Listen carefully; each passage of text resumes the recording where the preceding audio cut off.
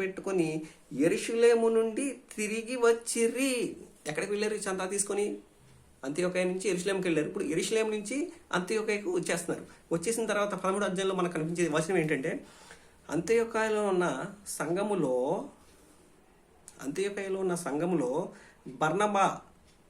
బర్నబా number 1, నిగేర్ అనబడిన సుమియోను number 2, number 3 కురేనీయుడైన లూకియా, చతుర్థాధిపతి అయిన హేరోదుతో కూడా పెంచబడిన మనయేలు, సౌలు అను ప్రవక్తలు బోధకులను ఉండిరి.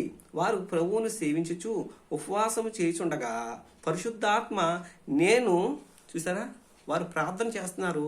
పరిశుద్ధాత్మ వారికి ఏం తెలియజేస్తుంది, ఏం చెప్తున్నాడంటే, నేను బర్నబాను సౌలును పిలిచిన పని కొరకు వారిని నాకు ప్రత్యేకపరచుడని వారితో చెప్పాను. ఎవరు? పౌలు గారు ఉన్నారు, బర్నబా గారు ఉన్నారు, మనయేలు ఉన్నాడు, లూకియా ఉన్నాడు, ఇంకెవరున్నారు? సుమియోను. ఈ 5గురికి పరిశుద్ధాత్ముడు వీరికి చెప్తున్నాడు, వీళ్ళ ముగ్గురికి చెప్తున్నాడు. వారేం చేశారంటే, చెప్పాను అంతటా వారు ఆ ముగ్గురు, సుమియోను కావచ్చు, లూకియా కావచ్చు, మనయేను కావచ్చు, ఉపవాసం ఉండి ప్రార్థన చేసి వారి మీద చేతులుంచి వారిని పంపిరి. ఎవరు ఎలా వెళ్తున్నారు? వీళ్ళు సంఘంలో పరిశుద్ధాత్మ దేవుడు సంఘానికి తెలియజేసి, పరిశుద్ధాత్మ దేవుడు సంఘంలో ఉన్న వీళ్ళకి తెలియజేస్తే వీరు వారికి ప్రార్థన చేసి వారిని ఆశీర్వదించి ఎవరిని పౌలును బర్నబాను మిషనరీ జర్నీకి పంపిస్తున్నారు. వారి మీద చేతులుంచి వారిని పంపిరి. కాబట్టి వీరు పరిశుద్ధాత్మ చేత పంపబడిన వారై సెలూకాయకు వచ్చి అక్కడి నుండి వాడ ఎక్కి కుప్రకు వెళ్ళిర్రి. స్టార్ట్ మొదటి మిషనరీ జర్నీ. పౌలు గారు, బర్నబా గారు పరిశుద్ధాత్మ దేవుడి సహాయంతో, పరిశుద్ధాత్మ దేవుడే మొదటి మిషనరీ జర్నీకి వారిని పిలుచుకున్నాడు. వీరికి ప్రార్థన చేసే సంఘం పంపిస్తుంది. వీరు ఎక్కడి నుంచి స్టార్ట్ అయ్యారు? అంత్యోకయ.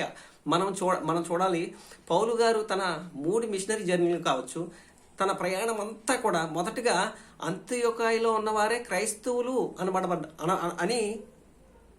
అనబడ్డారు. కారణం చూడండి, మీకు అదే విషయం 11వ అధ్యాయం చివరి వచనంలో అంటారు, 26వ వచనం, అంత్యోకయలో ఉన్న శిష్యులు క్రైస్తవులు అనబడిరి. అంత్యోకయలో ఉన్న సంఘమే మొదటగా క్రీస్తు సంఘంగా పిలువబడింది. అంటే యెరూషలేములో ఉన్న సంఘం పేతురు గారితో 3,000 మంది 5,000 మందిగా సంఘం ఏర్పడింది. కానీ క్రైస్తవులుగా ఎక్కడ పిలువబడ్డారు అంటే ఇక్కడే, ఈ అంత్యోకయలోనే.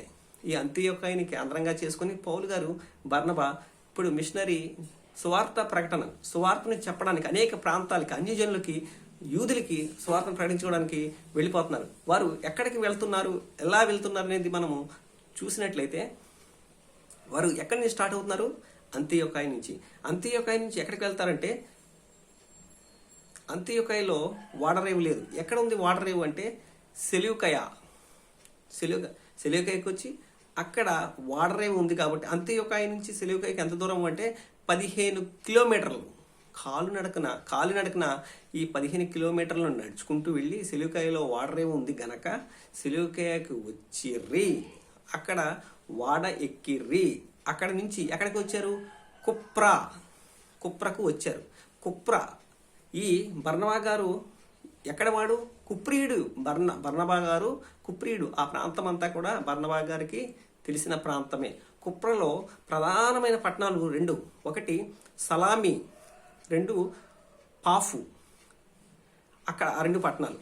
అక్కడి నుంచి వాళ్ళు ఎక్కడికి వెళ్తారంటే పంపూలియాలో ఉన్న పెర్గేకి వెళ్తారు.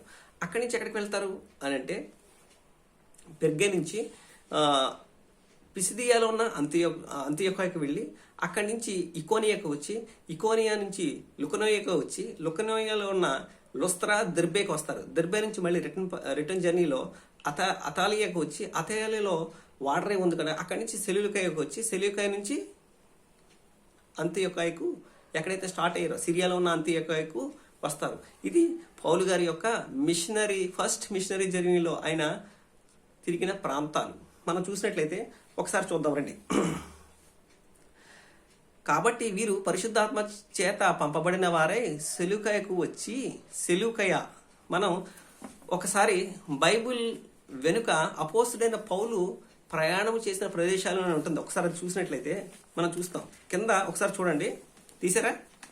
అపోస్తుడైన పౌలు ప్రయాణము చేసిన ప్రదేశములు అని ఒక మ్యాప్ ఉంటుంది. చివరిగా ఒక మ్యాప్ ఉంటుంది. దాంట్లో మనం చూసినట్లయితే యెరూషలేము రైట్ సైడ్, మీకు రైట్ కార్నర్లో యెరూషలేము అనేది మీకు కనిపిస్తుంది. కింద అరేబియా అని ఉంటుంది. అరేబియా, యెరూషలేము, ఆ తర్వాత మనకు దమస్కు కనిపించిందా? ఈ సీదోను, తూరు, ఈ రెండు పట్టణాలు ఏమంటారు? ఫినికే అనే ప్రాంతంగా పిలుస్తారు. ఓకేనా? ఇటేపు మనకి లెఫ్ట్ సైడ్ మనకి ఏం కనిపిస్తుంది అంటే అలెక్సాంద్రియా. ఇది ఐగుప్తులో ఉంది.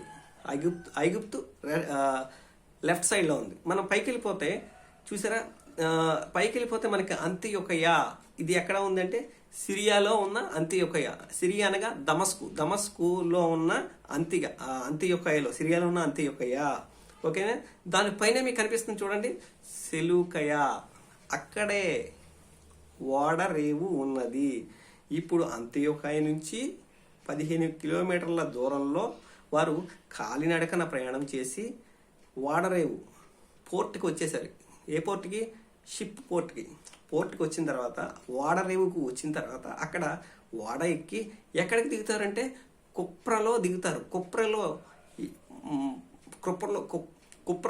దిగుతారు. కుప్రలో సలామీ అనే ప్రాంతంలో వారు చేరుకుంటారు. Okay, right. ఈ కుప్ర అనే ద్వీపము, కుప్ర అనేది ఒక ద్వీపము. ఈ ద్వీపంలో ప్రధానమైన పట్టణములు 2, సలామి, పాఫు. ఇక్కడి నుంచి వాళ్ళు ఎక్కడికి వెళ్తారంటే మనం చూసినట్లయితే ఒక్కసారి ఇక్కడి నుంచి వాళ్ళు ఎక్కడికి వెళ్తారంటే అతాలియా. దీనిపైనే ఉంది చూడండి, ఇటు సైడ్ మీకు పైన చూస్తే అతాలియా, ఆ తర్వాత పిసిదియాలో ఉన్న అంత్యోకయ. చూసారా? పిసిదియాలో ఉన్న ఒక అంత్యోకయ ఉంది, చూసారు కదా? అక్కడికి వస్తారు. అక్కడి నుంచి ఇకోనియా, ఇటువైపు మళ్ళీ రైట్ సైడ్ వస్తారు. ఇకోనియా నుంచి లుస్త్ర కింద దెర్బే నుంచి దెర్బేకి వస్తారు. మళ్ళీ దెర్బే నుంచి రిటర్న్ జర్నీ దెర్బేకి వచ్చి, లుస్త్రకు వచ్చి, ఇకోనియాకి వచ్చి, అక్కడి నుంచి అంత్యోకయకి వచ్చి, ఇక్కడ అత్తాలియాకి వచ్చి, ఈసారి కుప్రకు రారు. ఎందుకంటే ఇక్కడ వాటర్ ఉంది కాబట్టి ఇక్కడ నుంచి డైరెక్ట్గా సెలూకయకు వచ్చి, సెలూకయ నుంచి అంత్యోకయకు పౌలు గారు, బర్నబా గారు వస్తారు. ఈ మిషనరీ జర్నీలో ఏం జరిగింది, ఈ మిషనరీ జర్నీ ఎలా జరిగింది అనేది మనం క్లుప్తంగా చూద్దాం. కుప్రకు వెళ్ళిరి. వారు సలామీలో ఉండగా యూదుల సమాజ మందిరములో దేవుని వాక్యమును ప్రచురించుచుండిరి. సలామీలో యూదుల సంఖ్య ఎక్కువ. మీరు ఒకటి జ్ఞాపకం పెట్టుకోవాలి, యూదుల సంఖ్య ఎక్కువగా ఉన్నప్పుడే అక్కడ సమాజ మందిరాన్ని వారు కట్టుకొని దాంట్లో వారు కూడుకునేవారు. ఆ రోజు శనివారం విశ్రాంతి దినంగా యూదులకు ఉంది కనుక ప్రతి శనివారము కూడా వారు సమాజ మందిరంలో కూడుకునే ఆచారం, అవకాశం అక్కడ ఎక్కువగా ఉంది.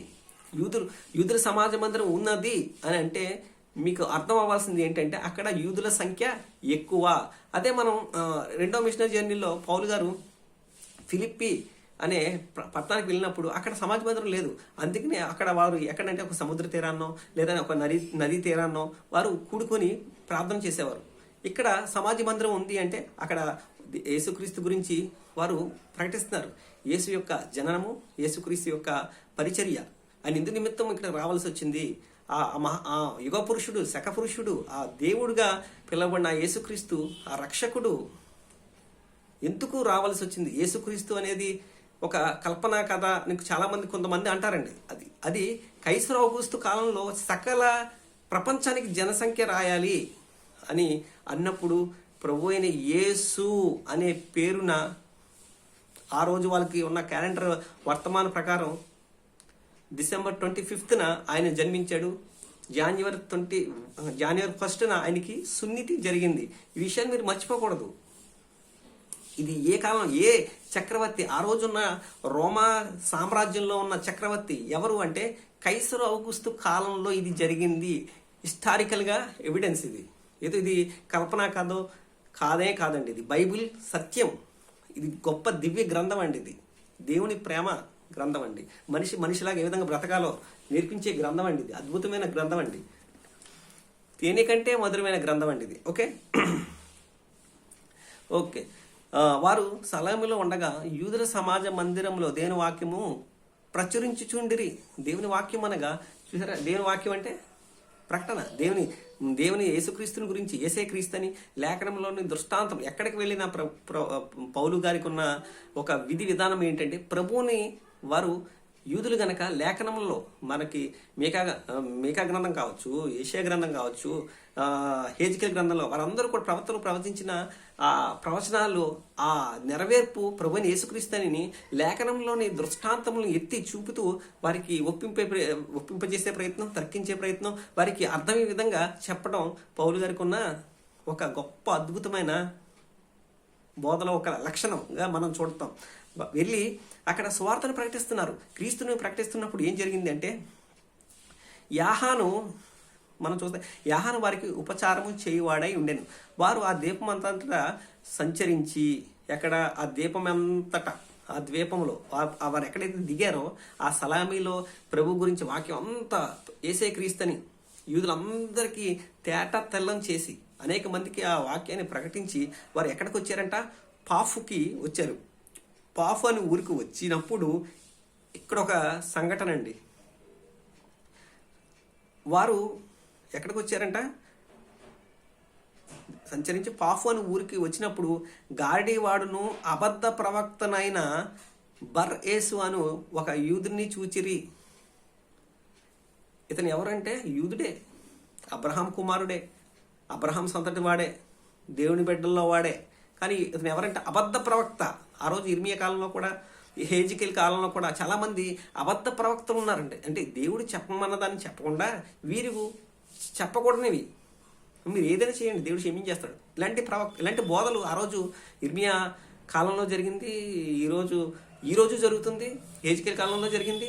అప్పుడున్న యేసుక్రీస్తు కాలంలో కూడా యేసుక్రీస్తు మరణించిన తర్వాత సువార్త ప్రబలుతున్న సమయంలో కూడా అలాంటి అబద్ధ బోధకులు ఉన్నారు. వాళ్ళు ఎవరు ఎందుకంటే బయట వాళ్ళు కాదు, లోపల ఇన్నర్ సర్కిల్, ఇన్నర్లోనే ఉన్నవాడే. ఎవరంటే అతను యూదుడు. ఆ ఊరికి వచ్చి గారిడివాడును అబద్ధ ప్రవక్తనైన బరయేసు అని ఒక యూదుడిని చూచిరి. అంటే వాళ్ళవాడే. ఓకే. ఇతడు వివేకం గలవాడైన సెర్గే పౌలు అను అధిపతి యొద్ద ఉండెను. ఆ రోజు ఉన్న కుప్రా పట్టణానికి, కుప్రా అనే దీవికి గవర్నర్ ఎవరు అంటే సెర్గే పౌలు. ఈయన ఎవరి కాలంలో ఉన్నాడంటే క్లౌదియా చక్రవర్తి కాలంలో ఈ సెర్గే పౌలు అనే గవర్నర్ కుప్రకి ఉన్నారు. అదే చెప్తుంది బైబుల్. ఎంత హిస్టారికల్గా ఎవిడెన్స్ ఉందో చూడండి. ఆ సమయంలో మీరు విచిత్రం ఏంటంటే, ఈయన ఏం చేశారంటే, ఈ పౌలు బర్నబా వాక్యాన్ని బోధిస్తే ఈ అధిపతి రక్షించబడ్డాడు.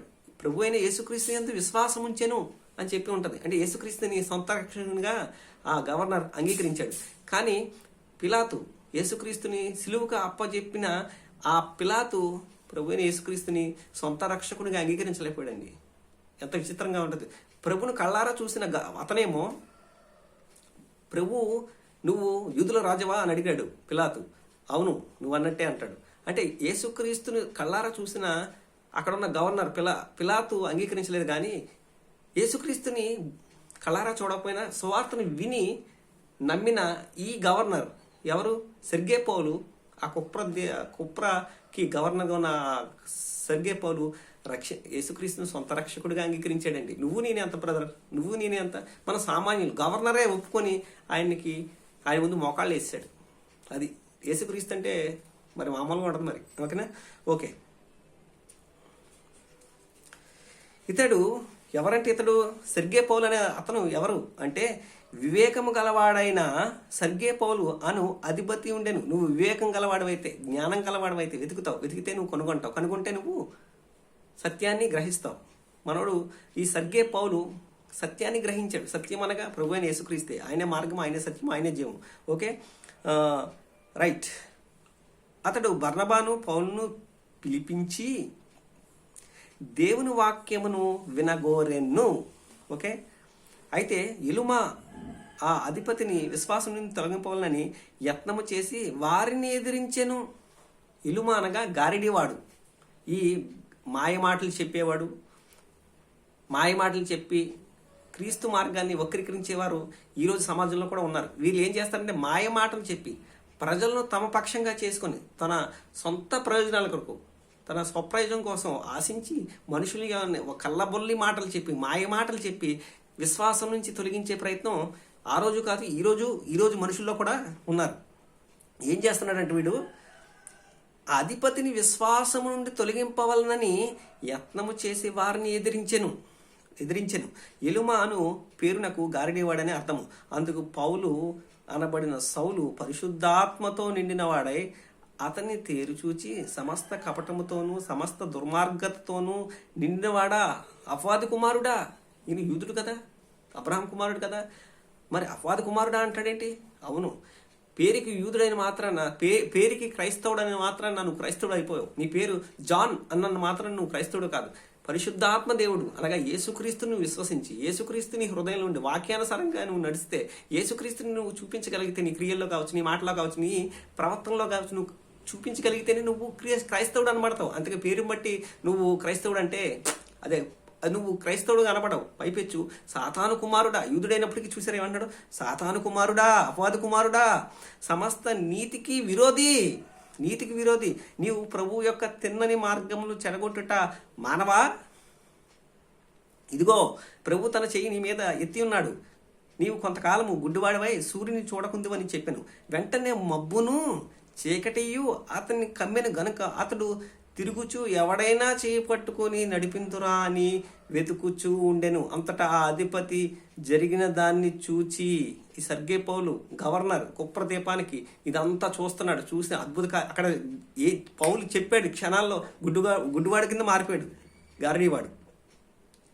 జరిగిన దాన్ని చూచి ప్రభు బోధకు ఆశ్చర్యపడిపోయాడు. అమ్మ బాబోయ్, ఈయన రక్షకుడా, ఈయన మాటలు ఇంత శక్తుందా, యేసు అనే మాటలో అభిషక్తుడు అనే మాటకి ఇంత ఆ గవర్నర్ ఆశ్చర్యపోయాడండి. యేసుక్రీస్తుని ఏం చేశాడు తెలుసా? ఆశ్చర్యపడి విశ్వసించాడంట. చూసారా మీరు?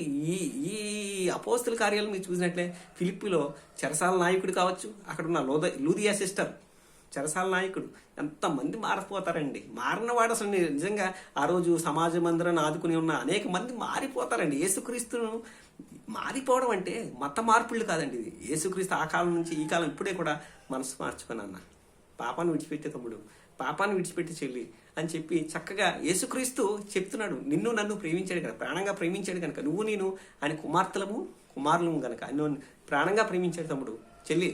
అందుకని ఆయన మనల్ని కావాలనుకుంటాడు. తర్వాత పౌలును తర్వాత అక్కడ ఏం జరిగింది? పాఫులో ఇదంతా చోటు చేసుకుంది. ఓకే, అక్కడ ఒక అధిపతి రక్షించబడ్డాడు. ఆ తర్వాత పౌలును తనతో కూడా ఉన్న వారందరూ, అంటే మొదటి మిషనరీ జర్నీలో పౌలు, బర్నబా, మార్కు, వారితో పాటు కొంతమంది సహోదరులు కూడా ఉన్నట్టుగా ఇక్కడ ఈ వచనంలో మనకు 13వ వచనంలో మనకు తెలుస్తుంది. ఆ తరువాత పౌలును అతనితో కూడా ఉన్నవారును, అంటే ఎవరెవరు ఉన్నారు? కొందరు ఉన్నారు. ఉన్నవారును వాడ ఎక్కి పాఫు నుండి బయలుదేరి పంపూలియాలోనున్న పెర్గేకు వచ్చిరి. ఇక్కడికి రాగానే ఏంటంటే అచ్చట యాహాను వారిని విడిచిపెట్టి యెరూషలేమునకు తిరిగి వెళ్ళాను. ఇంత దూరం ప్రయాణం చేసి వచ్చి సేవా పరిచర్యకు వచ్చి అంత్యోకాయ నుంచి సెలూకాయకు 15 కిలోమీటర్లు కాలి నడకన. ఇప్పుడు ఈ సెలూకా నుంచి సలామీకి సుమారు 90 మైళ్ళ దూరం. ఈ సెలూకాయ నుంచి పాఫుకి సుమారు 100 కిలోమీటర్లు. ఇంత ప్రయాణం, ఇంత జర్నీ వాళ్ళతో చేసి ఇక్కడ కరెక్ట్గా పంపూలియాలో ఉన్న పెరిగేకి వచ్చేటప్పుడు యాహాను అనగా మార్కు పౌలు గారిని, బర్నబాని విడిచిపెట్టి సేవలో అర్ధంతరంగా వెనక్కి వెళ్ళిపోతాడు. కారణము ఏమై ఉండొచ్చు అంటే ఇప్పుడు ఇక్కడ అప్రస్తుతం, కానీ ఎందుకు వెళ్ళిపోయి ఉంటాడు అని మనం అనుకోవడానికి ఒక ముఖ్య కారణం అక్కడ ఉన్న ఏమండి సువార్త పరిచర్య. ఈరోజు 2000 ఆయన పౌలు గారు మొదటి మిషనరీ జర్నీ ఎన్ని వేల కిలోమీటర్లు అంటే సుమారుగా 2000 కిలోమీటర్ల పైగానే ఆయన చేశాడు. మనం గంట 2 గంటలో మాట్లాడుకుంటున్న ఈ మొదటి మిషనరీ జర్నీ ఆయన సుమారు 2000 కిలోమీటర్లు చేశాడు. ఈ రోజు 2000 కిలోమీటర్లు అంటే పెద్ద లెక్క కాదు, కానీ ఆ రోజు 2000 కిలోమీటర్లు అంటే వాడ ప్రయాణం, సముద్ర ప్రయాణం, అడవుల్లోంచి వెళ్లాల్సి వస్తుంది, కొండల్లోంచి వెళ్లాల్సి వస్తుంది, ఎడారుల్లోంచి వెళ్లాల్సి వస్తుంది. ప్రాణ భయం, అడవి మృగాల గురించిన భయం, మనుషుల భయం, అడవి మృగాల భయం, నీళ్లలో భయం, వాడల ప్రమాదాలు ఇవన్నీ దాటుకుంటూ ప్రాణాలకు తెగించి వారికి సరైన నిద్ర ఉంటుందా, సరైన భోజనం ఉంటుందా, ఎక్కడ పడుకుంటారో తెలియదు, ఎప్పుడు లెగిస్తారో తెలియదు. ఇటువంటి కష్టతరమైన పరిస్థితుల మధ్య యాహాను ఉండలేకపోయాడండి. నేను ఉండలేక వారిని పెర్గేలో ఉన్న పెర్గేలో వారిని విడిచిపెట్టేసి ఇంక నేను నా వల్ల ఈ సేవ చేయలేను, ఈ పరిచయం నా వల్ల కాదని చెప్పి పౌలును బర్నబాను మధ్యలో ఆ సేవ మధ్యలో వారికి ఉపచారం చేసేవాడుగా ఉన్నాడు. కాస్త వీడికి పరిచారం చేసేవాడు కాస్త వెనక్కి మళ్ళీ యెరూషలేముకి వెళ్ళిపోయాడు. అంతటా యాహాను వారిని విడిచిపెట్టి యెరూషలేముకు తిరిగి వెళ్ళాను. అప్పుడు వారు పెర్గే నుండి బయలుదేరి పిసిదియాలోనున్న అంతియోకయకు వచ్చి విశ్రాంతి దినమందు సమాజ మందిరంలోనికి వెళ్ళి కూర్చుండిర్రి. ధర్మశాస్త్రమును ప్రవక్తల లేఖనములను చదివిన తర్వాత సమాజ మందిరపు అధికారులు, సహోదరులారా, ప్రజలకు మీరు ఏదైనా బోధావాక్యము చెప్పవాలని ఉన్న ఎడల చెప్పుడని వారికి వర్తమానము చేసిరి. అప్పుడు పౌలు నిలవబడి చేసైగ చేసి ఇట్లనేను. ఇక్కడ ప్రసంగం ఇదంతా చదవాలంటే మనకు టైం సరిపోదండి. ముఖ్యంగా 3 విషయాల్లో మనం చెప్పేద్దాం. మొదటిగా ఇక్కడ ఏం చెప్తాడంటే పౌలు, ఇశ్రాయేలీల చరిత్ర. ఆ రోజు దేవుడు గెద్దరెక్కల మీద గెద్ద తన పిల్లల్ని గెద్దరెక్కల మీద ఏ విధంగా మోసుకుంటూ ఏ విధంగా తీసుకొస్తుందో తన గూటికి, అలాగే ఐగుప్తు బానిసత్వంలో ఉన్న తన ప్రజల్ని కనానుకు తీసుకురావటం ఇశ్రాయేల్ చరిత్ర ఇక్కడ మనకు కనిపిస్తుంది. ఆ తర్వాత మనకు కనిపించేది యేసుక్రీస్తు యొక్క సువార్త, క్రీస్తు సువార్త మనకు కనిపిస్తుంది. అనగా యేసు జననము, యేసు పరిచర్య, సమాధి, పునరుత్థానాలు రెండోదిగా మనకు కనిపిస్తుంది. మూడోదిగా ఏం చెప్తాడంటే పౌలు, ఈ పాప క్షమాపణ ప్రభు అయిన యేసుక్రీస్తు ద్వారానే తప్ప మరి ఏ నామంలోని కూడా పాప క్షమాపణ కలుగదు అని చెప్పడం. ఈ అంత్యొకయలో, పిసిదియాలో ఉన్న అంత్యొకయలో పౌలు గారు చేసిన ప్రసంగం యొక్క సారాంశం ఇది. ప్రభు అయిన యేసుక్రీస్తు ద్వారానే రక్షణ, ఆయన ద్వారానే పాప క్షమాపణ, పాపం నుంచి విడుదల. ఆయన మీరు విశ్వసించి ఆయన మార్గంలో నడిస్తేనే మీరు పరలోక రాజ్యం చేరుకుంటారు. ఆయన మీ కొరకు తన ప్రాణాన్ని క్రయధనంగా చెల్లించాడని చెప్పి వారికి అక్కడ చెప్పడం. అది విన్న వారందరూ కూడా అనేకములు ఆశ్చర్యపడిపోయి యేసుక్రీస్తుని తమ సొంత రక్షకునిగా అంగీకరించారు. ఆ విషయం మనం చూస్తే ఈ 13వ అధ్యాయం మనం చూసినట్లయితే 13వ అధ్యాయము 40